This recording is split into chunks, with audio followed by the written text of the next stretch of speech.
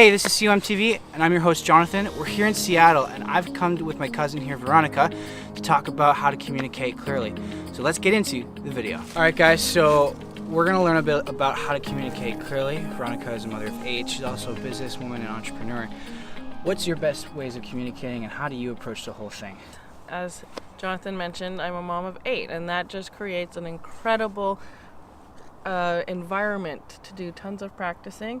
And I also take it really seriously that I'm forming 8 future people, adults that I really want to be high functioning in society and fulfilled as people. Yeah. And so communication has to be nailed. That's just a given in my field at home life. Yeah. That's really good. It's really good. So, like, how would you approach, like, what do you think the problem is with communication in the world, and like why? Like, what do you kind of see the world having that hole? Like, what is that in your eyes? I think there's a number of holes, and I think it's really at a pretty painful level of negative, of emptiness, of people's personal pain that they haven't processed. And so I touch on that as my business and entrepreneurial end, because I'm a natural health coach, and so I deal with the whole person, body, mind, and spirit. And that's another venue that I really want to nail this at. And so when I interface with people, I just see a lot of that need. And I just get lit up like a Christmas tree when I get to be in that space with people and touch them and help them to become their best and to give them joy and love. And that touch of, I'm here, I hear you, let's do this together. And so I think that's a big piece of what I think everybody needs to start thinking about whenever they're interfacing with somebody, is how can I gift any little piece of what I've created in me, which is another big piece. You have to be a you to share in communication. So you have to be somebody intentionally of joy, of excellence, and then you want to gift that. And I think being a leader in in all aspects of life is super valuable. And then just to be able to gift that, and you're thinking differently. You're thinking, what can I give? That's a huge piece of communication. Give instead of take. It's all about what are their needs and what do they need, and you're trying to give to what, kind of tailor yourself to them to make themselves feel validated and heard and that kind of thing. That's really cool. Yeah. And some really, basic tips is the thought of I. So instead of being in the conversation as I use I language, where I'll talk about me, but I'm owning me, leaving tons of room for the you. Yeah. And projection is another huge thing that I really like to nail in a way of dialing it way back. Opening questions. Yeah. Tell me more about you. How was this experience? Like, it's so easy in this Christmas season and New Year's. How was your Christmas time? And someone can answer, oh, I had family over. Right there is this space. Do you say, oh, that was great? Yeah. Now you've just projected your experience of what family is like. Yeah. And you can shut down a conversation really quickly, because that leaves very little space for the other person to share their own experience. Whereas if you say, how was that for you? It was really good, yeah. Then now you've just opened up this huge opportunity for them to step into you and tell you about them. That's really good. Kind of asking those open-ended questions. Like, I've featured that in the channel a little bit, how to ask those open versus closed-ended. Like the simple, how are you? I'm good. Like, oh, that's great. That's there's no fostering of any communication there. One and done. Yeah, exactly. Exactly. Yeah. So how would you approach communication? If you wanted to say something to someone else, how would you say that? How would you make yourself feel heard and validated?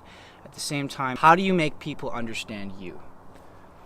We focus on that a lot in my family section of what I do, and we've actually done a full training session on this, because I think it is so elemental in successful communication. And as a family, we're communicating day in and day out. And it's the most intimate communication about the most tender things. So I just choose to nail it in our family. It's really important to communicate your thoughts and to be able to articulate them. And hugely.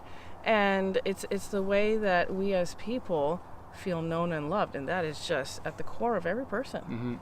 And that's something that changes your perspective on life for as long as you're carrying it, either for the good or the bad.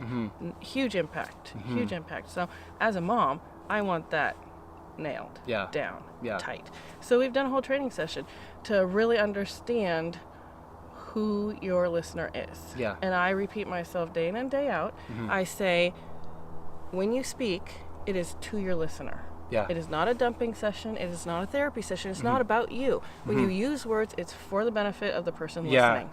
And that's I've said that to some people, and they're like, whoa, I've never even thought about that. Well, that's the filter you have to think about when it's coming out of your mouth. So true. And owning that as a leader, huge. So that's one tip, to just really think about that when you're opening your mouth. And then the other thing is to really see your listener. So we've done this training piece in our family of what personality type are you speaking to? And we got it just very simple. We did a 4-quadrant. You can Google it. It's really easy to do these personality evaluators. I'll link some down in the description for you guys to check out. Some really cool stuff. Yeah, it's a great tool for so many different things. But for this one, it's very effective with communication. And it's what will your listener respond to best? We do it with our kids.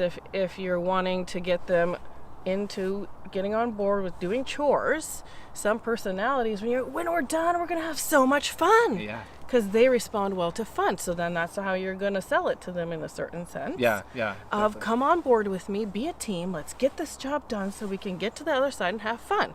Well, I have some personalities who fun is just not on their radar. So you can be speaking that all day long, and it is not doing anything for them. They're not actually hearing you. So now there's a breakdown in communication. They don't feel like there's a reward, and they don't want to get on board with you. That's a problem. That's going to create crisis. It escalates. And as any mom knows, it can become really messy.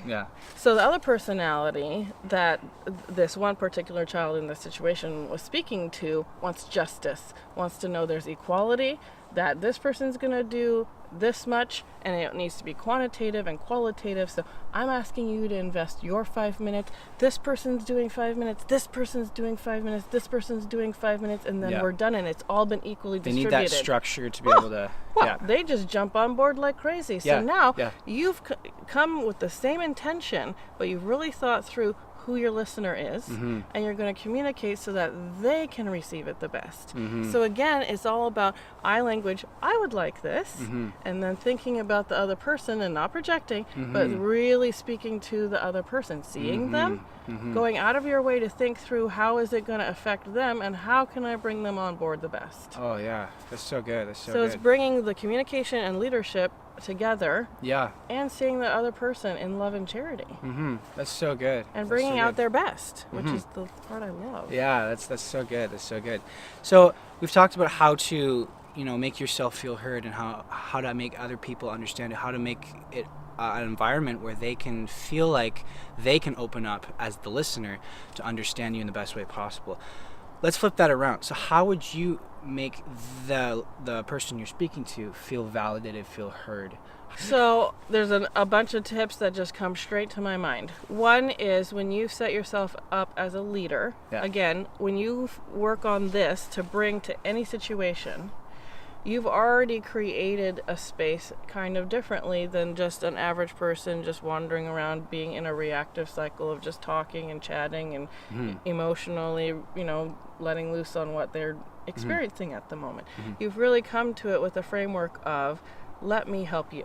Okay, so that is already putting a whole lighting onto the interaction of validation, because you are a you and I am here to help.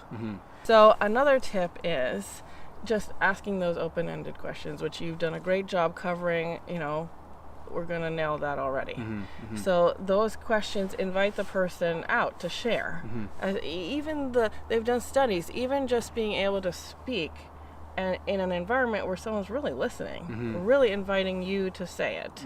And then again, like I said, not the projecting, but really responding to them and putting a little bit of your own skin in there of just compassion. Yeah. Any experience that you can go through that in any way kind of touches that, and you can even say, look, it's not that similar, but I felt this way. And again, eye language is so important because then it creates that separation of me and you can touch, but you're not smothering the other person of like, oh, I totally know what you're talking about. Then you've just kind of choked them, but you can say, yes, I've experienced this, and I think I can touch on what you're talking about. And for me, that was really hard. So if it was hard for you, I really understand. Thank you so much for watching this video and sticking around till the end. Just for that, download my PDF guide, How to Carry a Conversation with Anyone. The first link down there, go check it out. Put it on your phone, tablet, wherever, and take it with you to help you prepare for any conversation. Also, the personality test will be down there as well, a few different links to help you pick the right one for you. I've taken a few myself. They're really great to help learn about yourself, to helping you become a competent communicator. Guys, this has been so awesome. We're going to have a part 2 to this video series as well. It's going to be a little bit shorter, a little bit more condensed, just basically covering what we already have, but in a really punchy way to help you become effective at your communication. And it's just a small tutorial to help you reflectively listen a little bit better. All right, guys, this is awesome. I will see you in the next post. Take care. We'll see ya.